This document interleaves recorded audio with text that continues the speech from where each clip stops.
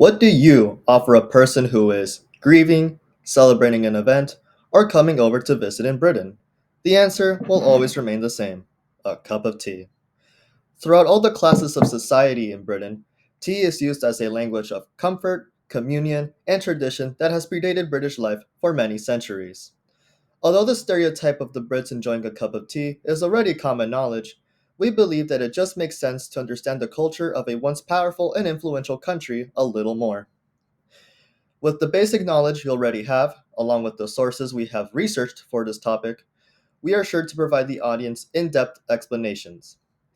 In this speech, we will illustrate how the commonly practiced tradition of tea drinking helped shape the identity of British culture.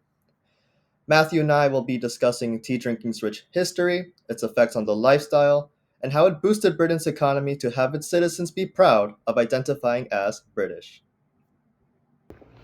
So, main point number one is essentially talking about how the tradition of tea drinking arose from multicultural influences, which also highlights the diversity that follows British history. Tea is more often than not associated with Britain, a country in northwestern Europe. However, that information alone does not uncover completely the multicultural origin of tea in Britain. According to Senior Policy Advisor Alison Bailey, Britain is of course a relatively recent convert to the tea leaf, which arrived for the first time in mid-17th century from China, where it had been a part of mainstream culture for at least 1,000 years before. Despite Britain already having trade relations with China prior to the creation of tea, it is nonetheless important to illustrate that a faraway foreign land enriched Britain's culture even more. Britain would also import Chinese teaware made out of porcelain and would use their green leaves for making tea. It is important to know that tea is of Chinese origin, because it doesn't really feel right to disregard their own invention as it bears striking significance in the formation of British culture. Likewise, through the East Indian Company, Britain was able to emerge in trade and commerce with non-European leads. They would establish trade routes to these foreign places and trade various materials with them. And tea was possibly the most valuable and important material that the British sought after. According to battlefields.org, the sale of tea to the North American colonies was only one part of the company's commercial network, which brought luxury goods like Chinese porcelain or Indian calico along with tea to Western markets. Through various established networks, the British were able to import necessary items from places that weren't from European origin. The East India Company served as a gateway between different lands for the benefits of Britain's own economic growth. The company established Britain as a global force, one that was strengthened due to multicultural influences. Now that I have informed you about the multicultural origin of tea drinking, Isais will now explain how tea drinking affects lifestyle in Britain. Tea drinking serves an important role in maintaining relations and connections with others in Britain, and makes its citizens happy and well. The British don't only drink their tea to improve their own moods during the day, they also do it to lighten up the spirits of those around them. In fact, one of the most popular stereotypes that are attributed to the British is their politeness, and the activity of tea drinking involves courtesy and good manners as well. According to this quote by anthropologist Kate Fox in her book Watching the English, quoted in an article made by Veronique Greenwood, she notes, quote, after having detailed the cultural meanings behind different methods of tea preparation, Fox writes, tea making is the perfect displacement activity. Whenever the English feel awkward or uncomfortable in a social situation, that is, almost all the time, they make tea. End quote. Tea drinking often serves as a means to relieve tension in Britain, and citizens are willing to share moments of comfort and warmth with a nice cup of black tea. Tea drinking reinforces the bonds people have with each other and ultimately makes them feel at ease.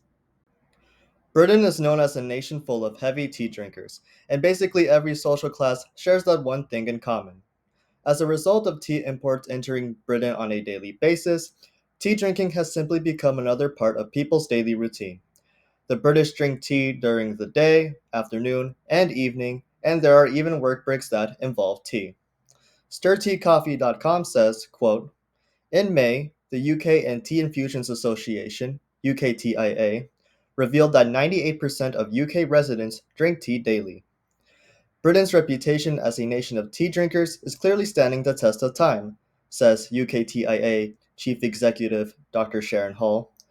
More than 100 million cups of tea are drunk every day here in the UK, she said, citing the International Tea Committee, ITC, which estimates consumption at 36 billion cups per year. End quote. Now that you have become aware of the statistics, you can understand how widespread and beloved tea consumption is in Britain. It's very evident that tea drinking has etched itself as a fundamental aspect of British culture, and millions of Britons order tea every day to quench their thirst and enjoy time with their coworkers, friends, and family. Now that I have explained how intertwined tea drinking is with daily life in Britain, Matthew will now inform you on how tea boosted the British economy. Main point number 3 talks about how tea has been serving as a structural support for British economies. Although tea was no longer the major powerhouse that it plays in today's British economy, its staying power a few centuries ago helped lay the foundation for their success today. By the early 19th century, tea was already generating serious income for the British government. According to Crunch, by 1813, import duty on tea accounted for almost 10% of the British government's entire revenue. That figure alone was an indication of just how important tea was to Britain's economic health at the time. Tea exploded vastly in popularity. Imports rose from almost zero in the early 1700s to over 30 million pounds a year. Years later, double and double again, not only speaks to the popularity of the beverage, but also how it served to fuel the British economy through commerce and taxes. Tea's journey through Britain is not merely a tale of economic significance, but one of cultural integration and national identity. Imported as a luxury good, tea was included throughout all classes of British society and emerged as a unifying cultural element. By the 18th century, tea had become a common feature of British people's daily routine. Its mass consumption created a sense of unity among British people. Tea drinking culture became synonymous with British ideas of civility, which also further solidified its status as a national symbol. Science journalist Veronique Greenwood characterizes the practice of tea drinking in Britain as having become so routine, so embedded in the culture, that it had been described as a peculiarly British ritual. As an expert in analyzing cultural habits from scientific and anthropological perspectives, her contention holds the weight that tea is so much more than a drink. It's a national habit built over centuries of social meaning.